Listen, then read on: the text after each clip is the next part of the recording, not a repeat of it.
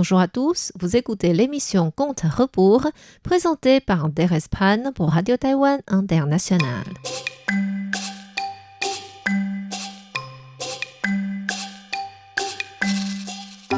La semaine dernière, nous avons vu qu'après la mort de Liu Gui, sa femme Wang Shi et ses voisins croyaient qu'il avait été tué par sa concubine Chen Erjie. Ils imaginaient que Chen Erjie voulait accaparer les 15 chaînes de monnaie que Liu Gui avait ramenées chez eux et qu'elle l'avait tué pour s'enfuir avec son amant. Alors que Chen Erjie et son soi-disant amant ne se connaissaient pas du tout avant et que c'était à cause des mauvaises coïncidences successives que ces deux personnes étaient devenues un couple. Sous les tortures sévères appliquées par le gouverneur de Hangzhou, les deux innocents avouèrent le crime qu'ils n'avaient pas commis et furent décapités.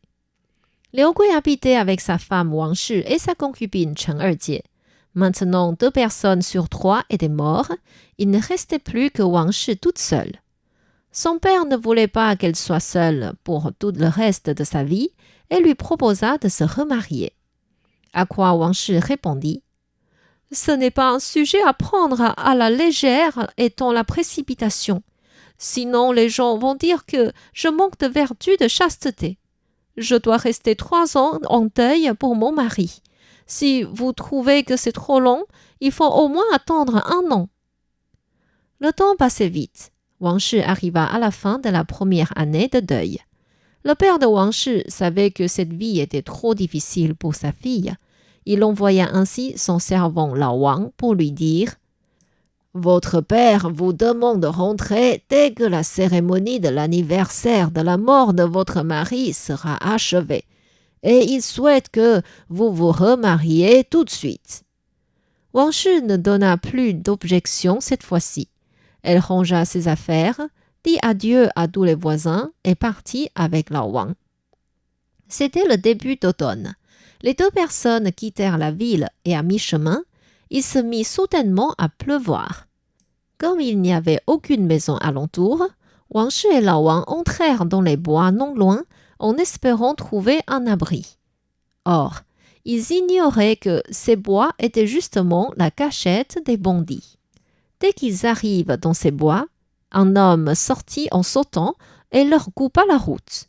Il tenait un grand couteau pointu et cria: « Hé, si vous êtes intelligent, laissez votre argent et nous réfléchirons sérieusement à vous laisser partir. » Même si Lao Wang n'était plus jeune, son caractère restait toujours très fort. Il corrigea vivement le bandit. « Maudite bête! Croyez-vous que vous pouvez nous faire peur ?» Et il fonça vers le bandit. Le bandit glissa à côté et échappa à son attaque. Il lui donna un coup de couteau en disant: « Alors là, c'est vous qui l'avez cherché. » Et Lao Wang mourut à l'instant même. Terrifiée, Wang Shi pensait que c'était la fin pour elle aussi. Mais soudainement, une idée lui parvint en tête. Au lieu de pleurer ou de crier, elle applaudit en disant: « Enfin mort! Que le ciel soit béni !» Le bandit la regarda avec l'air étonné. Il rangea son couteau et demanda: « Pourquoi dites-vous cela? Qui est ce vieillard? » Wang Shi répondit avec hypocrisie: « J'ai perdu mon mari étant jeune. Pour pouvoir vivre, j'ai accepté la proposition d'une marieuse de me remarier. Mais elle m'avait trompée et m'a mariée à ce vieillard. À part manger, il ne faisait rien d'autre à la maison. En plus, je suis souvent victime de sa maltraitance. Maintenant que vous l'avez tué, vous avez mis fin à un grand malheur pour moi. » Le bandit trouva Wang Shi assez jolie et lui demanda: « Dans ce cas-là, acceptez-vous de m'épouser et de devenir la femme du chef des bandits ?» Sachant qu'elle n'avait pas d'autre moyen si elle voulait tenter de garder la vie sauve, Wang Shi accepta. « C'est avec plaisir que je pourrai vous rendre service. » Ravi, le bandit rangea ses armes, jeta le cadavre de Lao Wang dans la rivière non loin et ramena Wang Shi chez lui en prenant un chemin tortueux. Arrivant devant une grande maison, il lança quelques morceaux de terre sur les toits et pour répondre à ce signal, quelqu'un vint lui ouvrir la porte. Dans le salon, il ordonna à ses subordonnés de préparer un banquet pour son mariage. Il était en réalité le chef d'une troupe de bandits. Wang Shi devint ainsi la maîtresse de la maison. Dans les 6 mois qui suivirent, le chef des bandits commit encore quelques vols et accumula une belle fortune. Wang Shi était d'une bonne famille et avait reçu une éducation quand elle était jeune. Elle disait souvent à son mari « Notre richesse est suffisante pour nous nourrir toute la vie.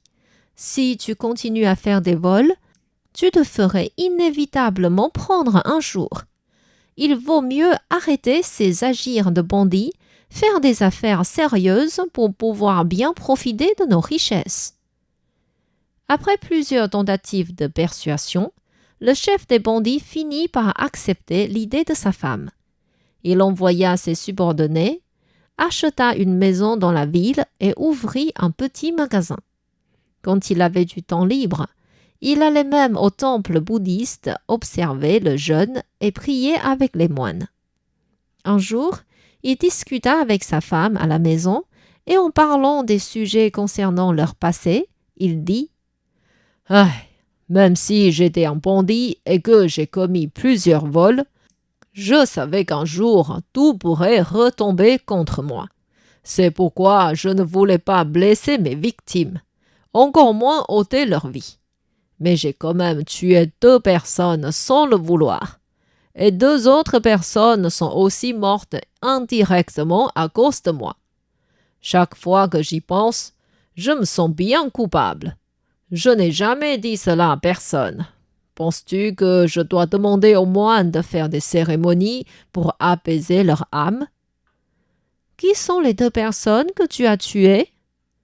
L'un était naturellement ton mari. Je ne voulais pas le tuer l'autre jour dans les bois, mais il a foncé vers moi et je voulais justement répondre à son attaque. Pour dire vrai, il n'était plus jeune et il n'y avait pas de haine entre nous. Je l'ai tué et maintenant je possède sa femme. Son âme ne pourra pas se reposer en paix. » Wang Shi n'avait jamais dévoilé le fait que Lao Wang n'était pas son mari, mais le servant de son père. Pour faire passer rapidement ce sujet, elle répondit « C'est déjà du passé. Si la chose ne s'était pas passée de cette manière, je ne pourrais pas être avec toi non plus. Et qui est l'autre personne ? Cette autre personne me rend encore plus coupable. Il y a 1 an et demi environ, je suis entré dans une maison pour commettre un vol. J'ai vu cet homme allongé tout seul sur son lit avec de l'argent posé à ses pieds. Quand j'ai pris de l'argent, le bruit l'a réveillé et il a couru après moi en disant que cet argent était de la part de son beau-père pour qu'il fasse du commerce et nourrir sa famille. Pour ne pas être rattrapé, j'ai vu une hache dans leur cuisine et je lui ai donné un coup de hache. Il est mort sur le coup. J'ai pris donc l'argent sur son lit et je me suis enfui. Je me souviens encore que c'était 15 chaînes de monnaie. J'ai entendu dire que sa famille croyait que c'était sa concubine et un autre homme qui l'avaient tué pour accaparer son argent. Le gouverneur les a forcés à avouer un crime qu'ils n'avaient pas commis sous la torture et ils ont été décapités ensuite en public. Pour la vie de ces 3 personnes, je suis vraiment coupable.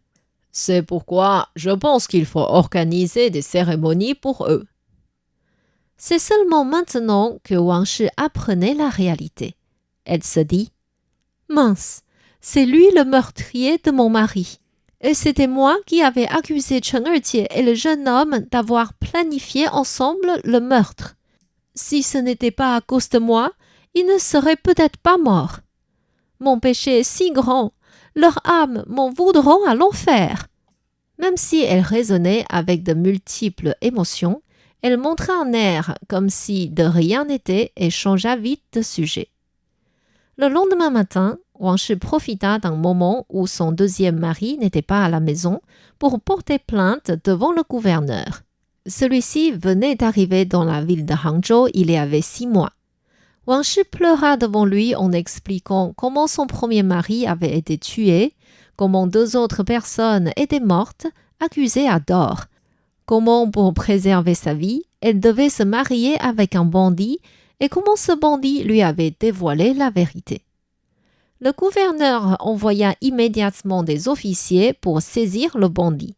Sans difficulté, il obtint son aveu et le condamna à mort. Quant à Wang Shi, pour punir sa fausse accusation, mais aussi pour la remercier de son courage d'avoir dévoilé la vérité, une moitié de richesse de son deuxième mari fut confisquée par le gouvernement et elle pouvait garder l'autre moitié pour son avenir. Wang Shi participa à la décapitation de son deuxième mari, prit sa tête en tant qu'offrande à son premier mari et aux 2 autres innocents. Ensuite, elle donna toute la richesse qu'elle avait obtenue à un temple de Monial et y passa le reste de sa vie.